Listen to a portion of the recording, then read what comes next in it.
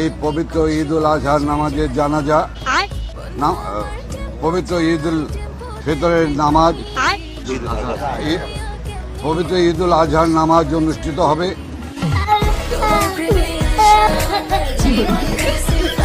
Hello guys, কেমন আছেন সবাই? আশা করি সবাই ভালো আছেন। আজকের এই ভিডিওতে দেখাবো অস্থির বাঙালিদের কিছু অস্থির সব কর্মকাণ্ড, যা দেখে আস্তে আস্তে আপনার পেট ব্যথা হয়ে যাবে, গ্যারান্টি দিচ্ছি।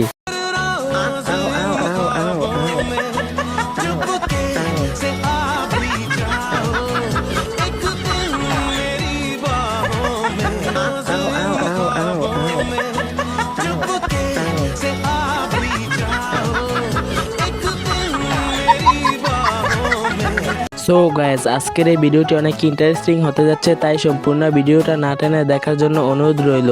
আর যদি আমাদের চ্যানেলে নতুন হয়ে থাকুন তাহলে সাবস্ক্রাইব করতে ভুলবেন না। সো আজেরা বকবক না করে জলদি ভিডিওটি শুরু করি।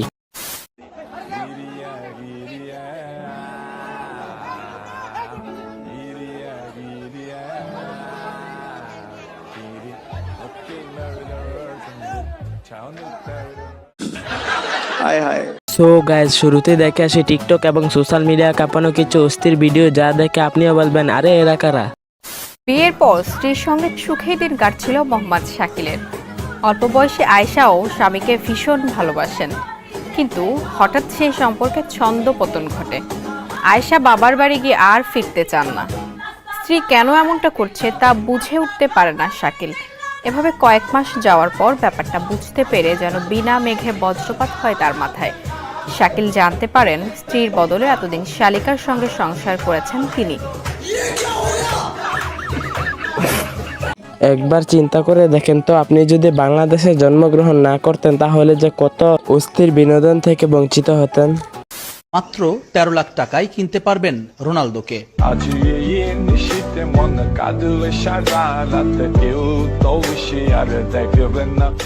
ভাগ্য ভালো দেশটা 1971 সালে স্বাধীন হয়ে গিয়েছিল, আর না হলে বাঙালিদের এরকম কর্মকাণ্ড দেখে পাকিস্তান সরকার নিজেরাই যুদ্ধ ঘোষণা করত। কেসা লাগা মেরা মজাক। উপভোগ করবার মতো, তো সেই কারণে মূলত তারা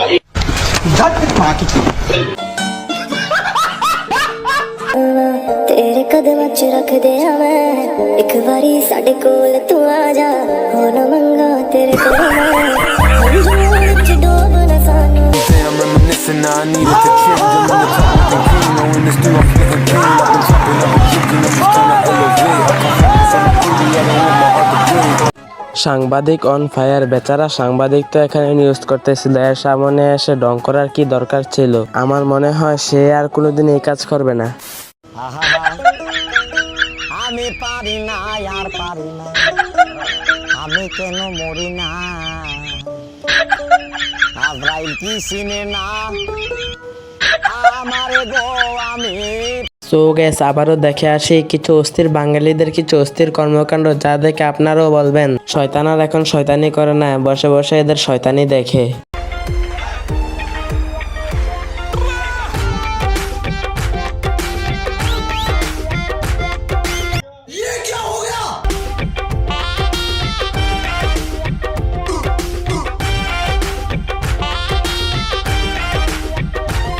अम्मा बहन पे आ जाऊंगा मैं इनकी। বুক চিনচিন করছে হায় মন তোমার কাছে চায়,